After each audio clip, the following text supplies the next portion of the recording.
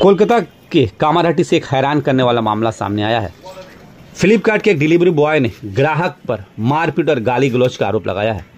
Delivery boy का कहना है कि डिलीवरी पहुंचाने में देर होने के कारण ग्राहक ने उन्हें न सिर्फ बदसलूकी की बल्कि हाथापाई भी की।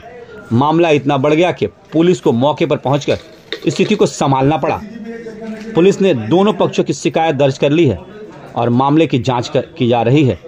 ऑनलाइन डिलीवरी के इस दौर में जहां तेज सेवा की उम्मीद रहती है, वहां ऐसी विवाद एक बड़ा सवाल खड़ा करता है कि क्या थोड़ी देर के लिए हिंसा और अभद्रता ही समाधान है। आइए देखते हैं कि पूरी वीडियो।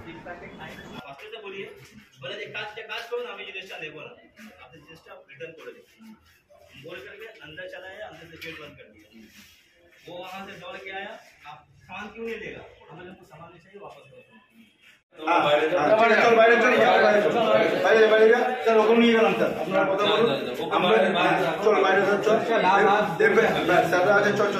দাদা আপনার সঙ্গে কি হয়েছে এখন? আমি কিছুক্ষণ আগে 4টে নাগাদ আমি এখানে বিট রোডের ওপর সাগর দত্ত হসপিটালের অপোজিটে আমি এখানে একটা অতিথি আবাসন আছে, এই আবাসনে আমি অর্ডার দিতে আসি।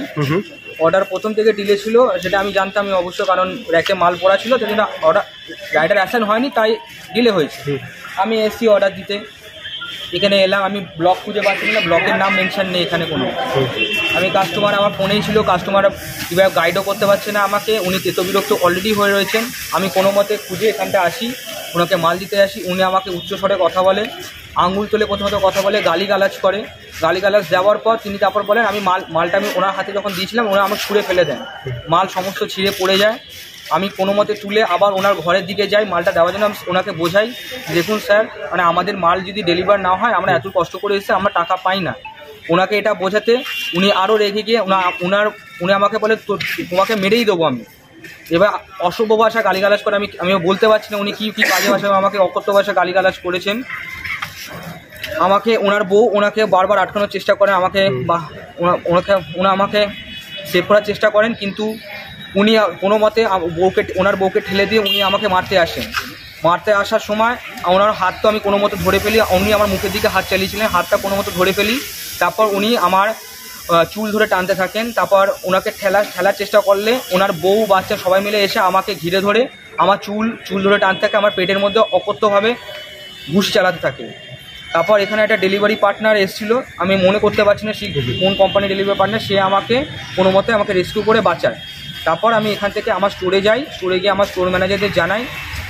তা স্টোর ম্যানেজার সবাই বুঝতে পারে, সবাই এখানে আসে। কার নামে মানে পার্সেল ছিল ওটা? ফাইম আক্তার বলে পার্সেল ছিল একজনের। তিনি অকথ্য ভাষায় মানে গালিগালাজ করেন। এরকম ব্যবহার তো আগে কোনোদিন পাইনি, এরকম ব্যবহার আমরা আশাও করি না। আমাদের কাজ মাত্র ডেলিভারি করা, এই ডেলিভারি আমরা সামান্য পয়সার জন্য করি, নিজের সংসার চালানোর জন্য করি।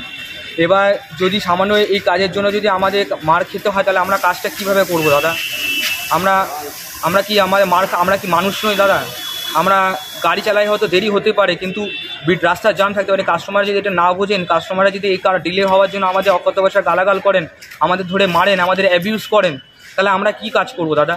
আপনার নাম কি? আমার নাম স্নেহাশিস চক্রবর্তী। কোথায় থাকেন বাড়ি? আমি আদ্যাপীঠের কাছে থাকি।